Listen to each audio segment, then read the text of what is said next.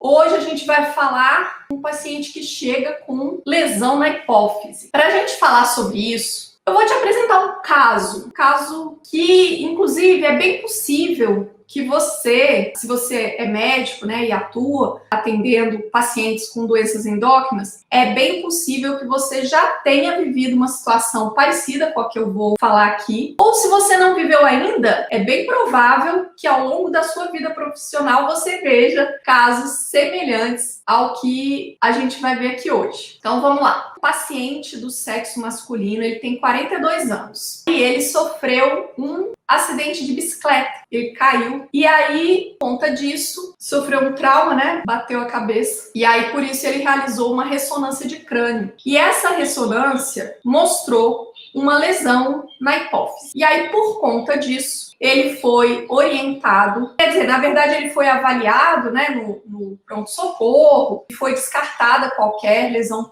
traumática, enfim, e ele foi para casa de alta dessa questão do acidente. No entanto, como a imagem do crânio havia mostrado uma alteração na hipófise, ele foi orientado a realizar uma ressonância da célula túrcica, a levar para um médico ambulatorialmente. Então, ele foi encaminhado e ele vem, então, para consulta com você, encaminhado para fazer essa avaliação. Olha só, provavelmente a sua reação, né? A primeira coisa que você pensa é assim: meu Deus, eu não sei olhar ressonância de célula. E aí você já pensa assim: nossa, cadê o laudo, né? E aí o paciente traz aquele envelope grandão que tem as imagens, e aí você pega aquele envelope já procurando o laudo, né? Ai, gente, deixa eu ver o laudo.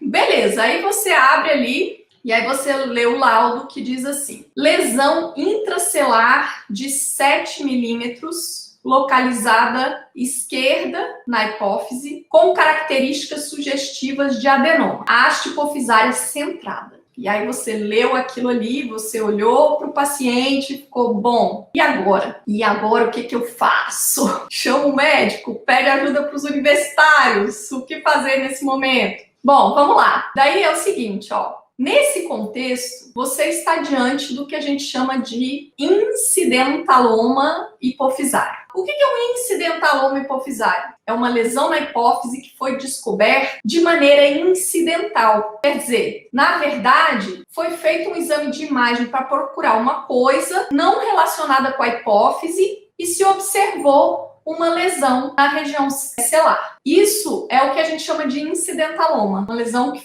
fez um exame de imagem porque ele havia sofrido um trauma, então o objetivo da lesão era verificar, né, se havia algum impacto, alguma alteração no sistema nervoso central. E aí se observou ali uma lesão na hipófise que não tem nada a ver, né, com o traumatismo dele, e ele não apresentava nenhuma manifestação clínica que remetesse à hipófise, que suscitasse a necessidade de realizar um exame de imagem da hipófise. Então, é por isso que a gente chama de incidentaloma. E agora, José, o que eu faço? O que eu faço com incidentaloma? Agora que eu já sei o que é um incidentaloma, mas enfim, ainda assim, eu preciso conduzir o paciente. Eu imagino que você esteja pensando assim.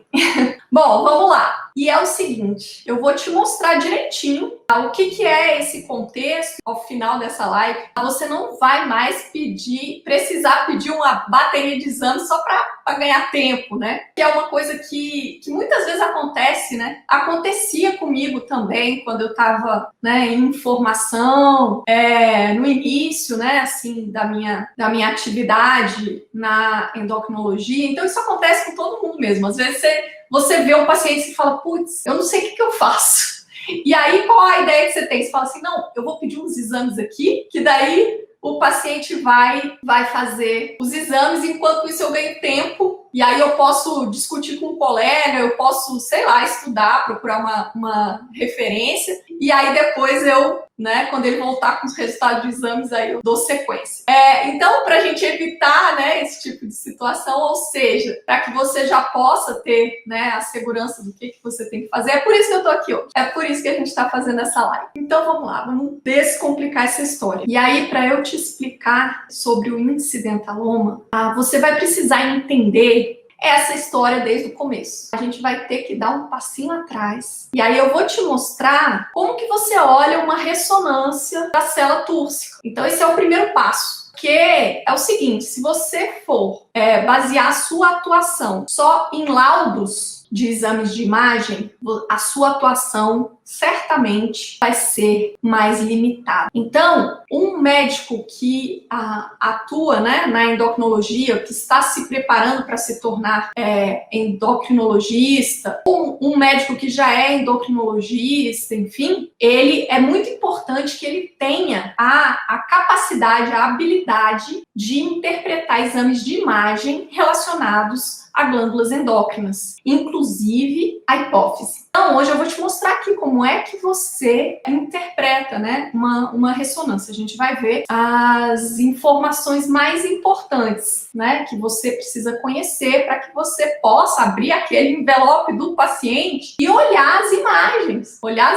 e não apenas se basear naquilo que está escrito no laudo. A gente vai primeiro ver como que se olha uma ressonância e aí a gente vai falar sobre o incidentaloma e a gente vai chegar nas condutas necessárias, tá? Vamos começar. Essa primeira imagem que eu coloquei tem o objetivo de te mostrar como que é a anatomia da região da célula hipofisária. Aqui, à nossa direita, nós estamos vendo um desenho de um corte sagital, né? Então a gente partiu aqui ao meio e abriu, a gente está olhando por dentro, né? A gente está olhando em um corte sagital. E daí o que a gente está vendo aqui? Ó? A gente vê aqui a córtex cerebral, aqui o corpo caloso, aqui a gente vê o cerebelo. Olha só, se a gente olhar aqui tem a face, né, do indivíduo. E aqui a gente vai ter o chamado seio esfenoidal, aqui bem um pouco acima e atrás do nariz, né? A gente tem o seio esfenoidal. E olha só que bonitinho, aqui, essa daqui é a nossa querida hipófise. Aqui a gente tem a haste hipofisária, aqui o hipotálamo. E daí, aqui, olha, tá passando o quiasma óptico. Aqui tem a haste, aqui é a hipófise. Essa parte aqui é a hipófise anterior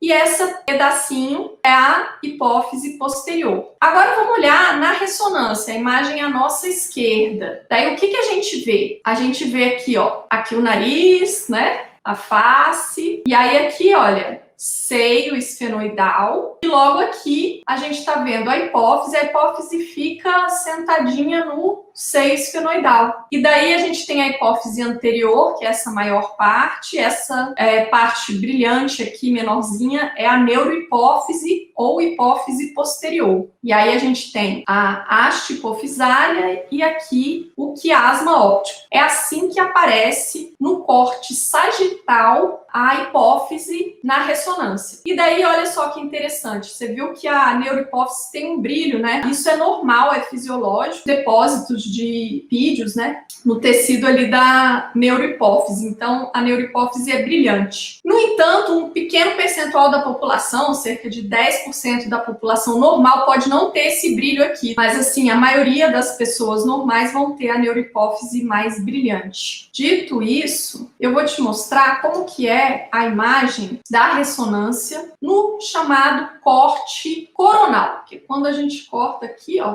como se eu cortasse aqui, tirasse, abrisse aqui, destampasse a face, estivesse vendo de frente como que seria a imagem da hipófise. Então, vamos olhar à direita primeiro para a gente ver num esquema, né, o desenho, como que funciona. Então, pelo corte coronal, a gente vê a hipófise anterior. A gente não consegue visualizar a neurohipófise, né? A gente vê a adenohipófise aqui. Aqui embaixo é o seio esfenoidal. Aqui a gente vê a haste hipofisária, que vai passar atrás, né, e chegar ao hipotálamo. E aqui à frente, a gente gente vê o quiasma óptico. E lateralmente, então, tanto aqui do lado esquerdo quanto aqui do lado direito, a gente vai ter os chamados seios cavernosos, né, que vão estar dos dois lados. Dito isso, vamos olhar aqui como que é a imagem na ressonância. Olha só como que a gente tem uma boa nitidez, né? A gente consegue ver bem a região da célula túrcica. Olha, aqui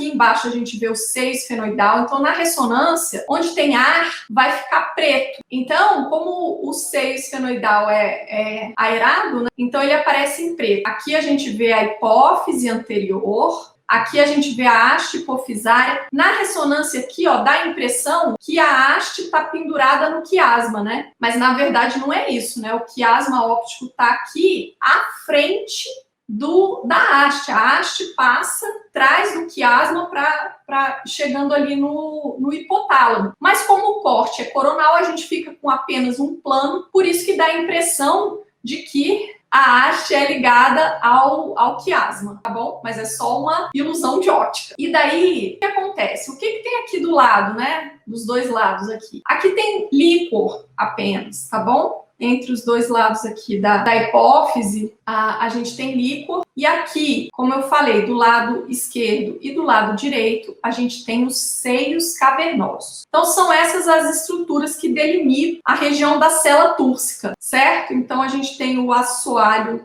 da célula formado pelo osso esfenoidal. Aqui, as laterais são formadas pelos seios cavernosos. E aqui, a porção posterior é o quiasma óptico, né? O hipotálamo um pouco mais atrás. Dito isso sobre como que é a estrutura da hipófise normal. Então, assim, se você conhece, né, como que é o jeitão da hipófise normal, sempre que você for olhar uma ressonância, você vai em busca dessas estruturas para você visualizar se existe ou não alguma alteração, né? Se existe alguma lesão. Então, vamos lá. E aí, o que acontece com o incidentaloma, né? O incidentaloma, então, eu já te defini o que é uma lesão que foi descoberta por acaso, né, na hipófise, quando se investigava uma outra coisa, se fez um exame de imagem e se verificou a presença de uma lesão na hipófise. E daí é o seguinte, a maioria das lesões na hipófise, maioria absoluta, tipo 80% a 90% é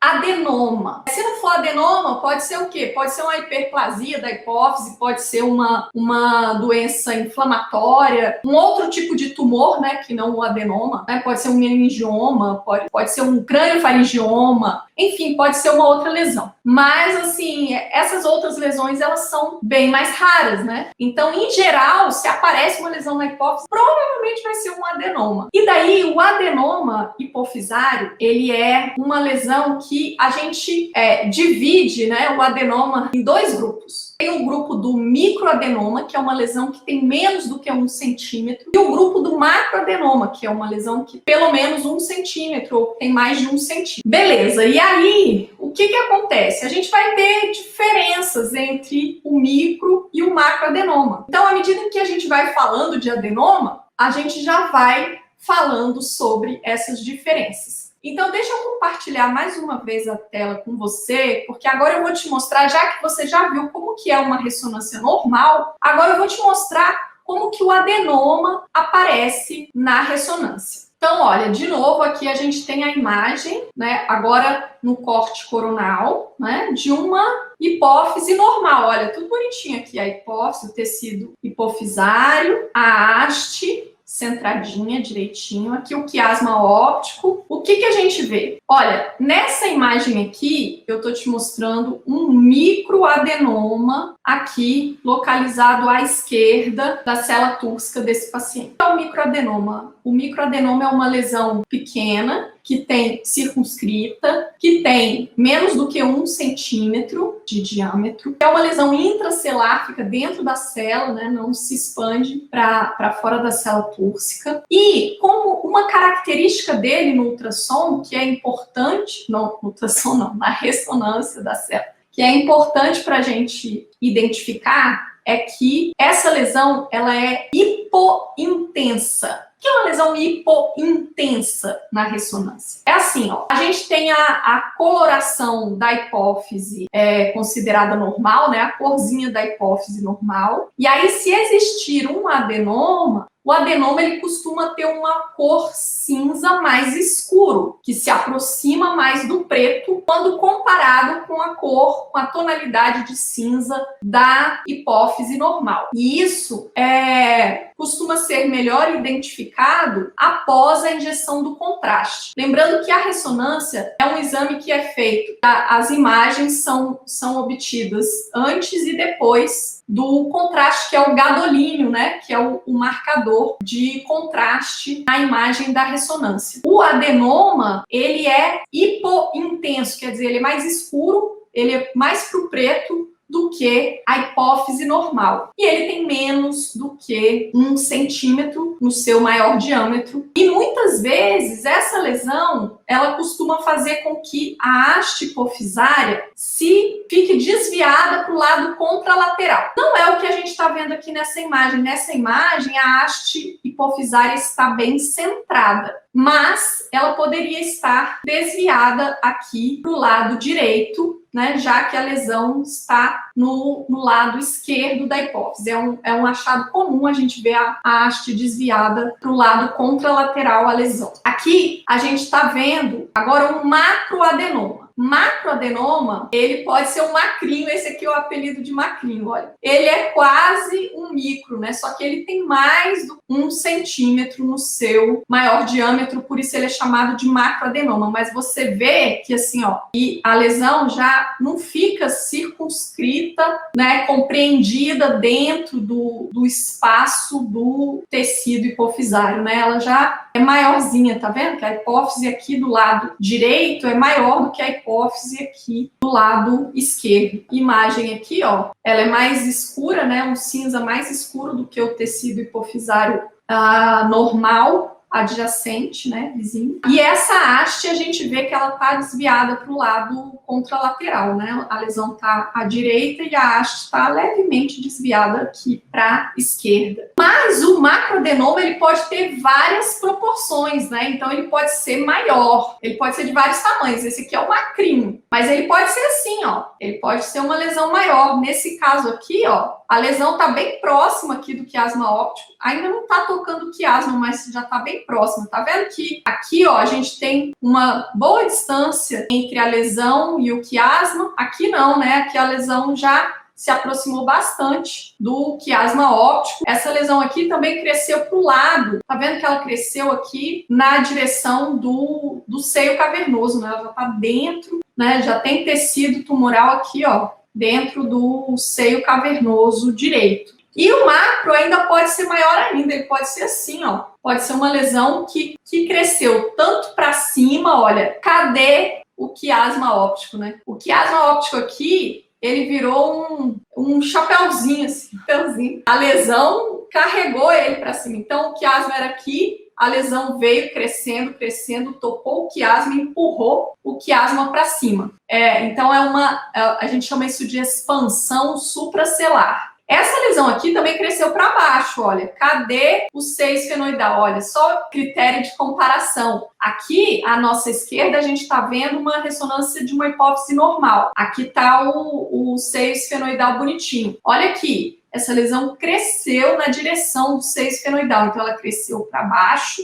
Isso é expansão infracelular. Ela cresceu para cima, empurrou o quiasma óptico lá para cima. Isso é expansão supracelular. E essa lesão também invadiu os seios cavernosos dos dois lados, tá vendo? Que tem lesão para os dois lados, então isso é expansão paracelular. Então a lesão cresceu para os dois lados. E essa lesão aqui, que é bem grande, né? Quando o macroadenoma tem pelo menos 4 centímetros no seu maior diâmetro, a gente chama isso de adenoma hipofisário gigante, né? Com pelo menos 4 centímetros a gente chama de gigante. E outra característica é que o adenoma, ele nasceu aqui, né? Ele nasce aqui, dentro da hipófise. E aí, quando ele vai crescendo, ele tem que passar por um estreitamento, que é o rebatimento das meninges, para ele continuar crescendo. Então ele fica com essa imagem, com essa cinturinha aqui, tá vendo? Aí essa imagem em aspecto de 8. Então os adenomas muito grandes, eles vão ter esse aspecto, que eles se expandem para cima e aí eles vão passar pela cinturinha do rebatimento das meninges e continuar crescendo lá para cima. Então, o macroadenoma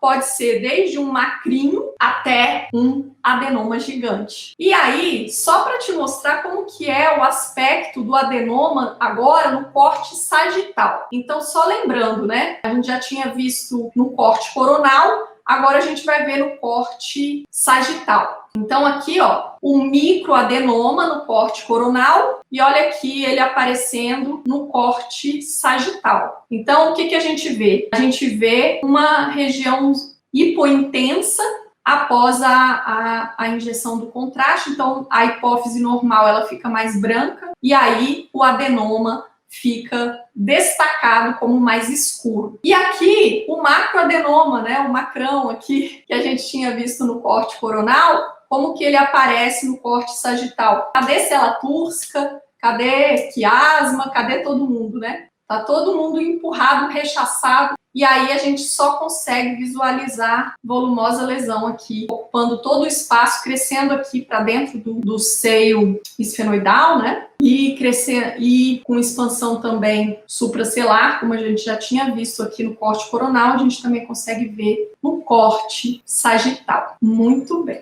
E aí, dito isso, o que acontece? O que a gente pode ter? Um paciente que tenha um adenoma na hipófise, o que ele pode ter de apresentação clínica, né, de manifestação? Ele pode ter alterações hormonais, então ele pode ter manifestações de hiperfunção. Por quê? Porque esse adenoma, ele pode ser um adenoma secretor de algum hormônio da hipófise, né? Então, se o adenoma for secretor de prolactina, o paciente vai ter na verdade, um prolactinoma. Se o adenoma for secretor de GH, o paciente vai ter, na verdade, uma acromegalia. E se o adenoma for secretor de ACTH, ele vai ter a síndrome de... O adenoma ele pode ser secretor de hormônios. Além disso, o paciente também pode ter uma hiperprolactinemia, mesmo que o adenoma não seja produtor de prolactina. Por quê? Porque se você se lembra que a regulação da produção de prolactina é inibitória, daí você lembra que para inibir a produção de prolactina pela hipófise é necessário chegar dopamina em quantidades adequadas. Essa dopamina produzida no hipotálamo passa pela haste hipofisária para chegar lá na hipófise e inibir a secreção de prolactina. E daí, se você tiver um adenoma ali na hipófise, esse adenoma, se ele for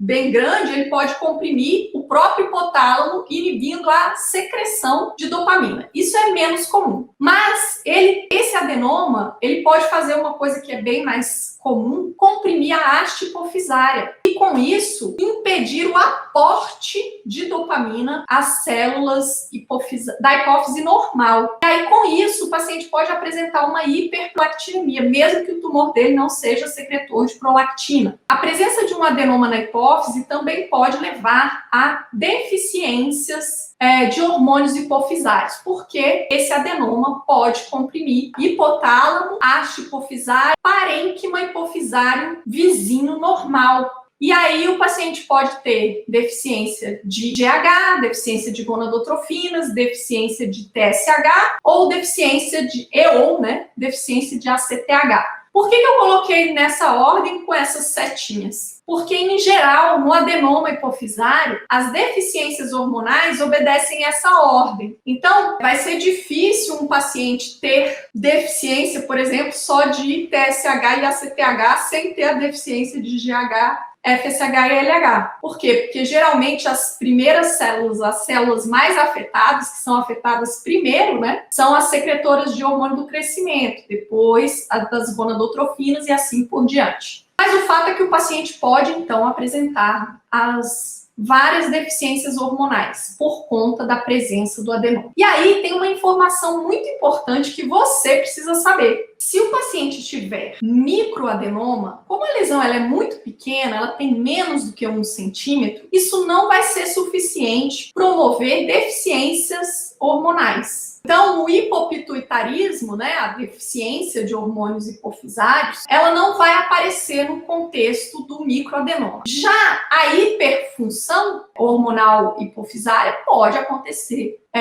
tanto no micro quanto no macroadenoma, né? A lesão pode ser um prolactinoma, pode ser acromegalia e pode ser Cushing. Além disso, a gente tem também o que a gente chama de efeito de massa. Pode também chamar de sintomas compressivos, né? Então, a própria presença da lesão ali naquela região da célula túrcica, que é uma região pequenininha, né? E nobre, porque tem um monte de estruturas ali importantes, né? Que são vizinhas da célula túrcica. Então, a presença de uma lesão ali, ocupando espaço, pode gerar manifestações clínicas, que a gente chama, então, isso de efeito de massa. E isso é uma característica também do macroadenoma. O microadenoma, como ele é bem pequenininho, ele tem menos do que 1 centímetro, ele não vai provocar efeito de massa. E o que pode ser manifestação clínica de efeito de massa? Bom, vamos lá. Então, vamos olhar primeiro para essa imagem aqui de cima. Lembra que eu te falei que as meninges, elas rebatem aqui, um pouquinho acima da hipófise? Então, as meninges, elas estão revestindo, né, o sistema nervoso central, rebatem aqui, ó, de um lado e do outro. Então, uma lesão aqui na hipófise pode provocar cefaleia. Por quê? Porque pode facilmente comprimir as meninges e isso pode gerar cefaleia. Além disso, se a gente olhar agora nessa outra figura aqui, o meu objetivo é que você veja as várias estruturas que a gente tem. Então, aqui, olha só, um corte coronal, mais uma vez, né? Aqui também corte. Aqui a gente tá vendo corte coronal. Então, olha, quiasma óptico aqui na frente, a haste hipofisária passando lá por trás, tá bom? Passando lá por trás. Aqui, a hipófise normal. E daí, o que a gente tem? A hipófise aqui, né, sentadinha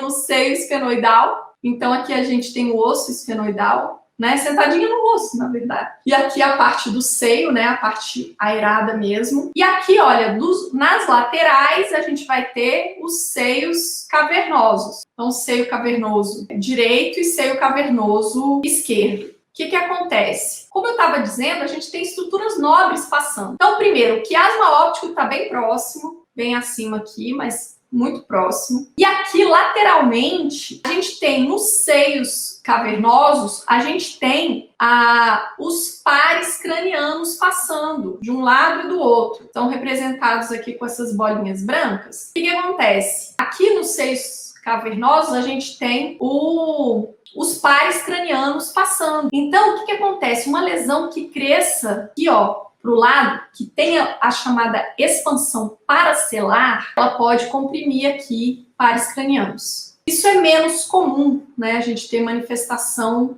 de efeito de massa por compressão aqui de par craniano. Mas a lesão que cresce para cima, ela pode comprimir o quiasma óptico. E comprimindo o quiasma óptico, a gente tem defeito de campo visual, né? Alteração na campimetria visual. E se a lesão crescer aqui para o lado e comprometer os pares cranianos, os que estão mais próximos aqui são o terceiro e o quarto par, o óculo motor e o troclear, que são os mais frequentemente acometidos. E daí, então, se comprimir o óculo motor, o paciente pode apresentar pitose palpebral. E se comprimir aqui o troclear, ele pode apresentar diplopia. Mas a manifestação mais, dentre as manifestações de efeito de massa, a gente teria a cefaleia, né, que é uma manifestação comum. Mais característica seria a compressão do quiasma óptico e alterações do campo visual por conta dessa compressão. Só reforçando, né, então,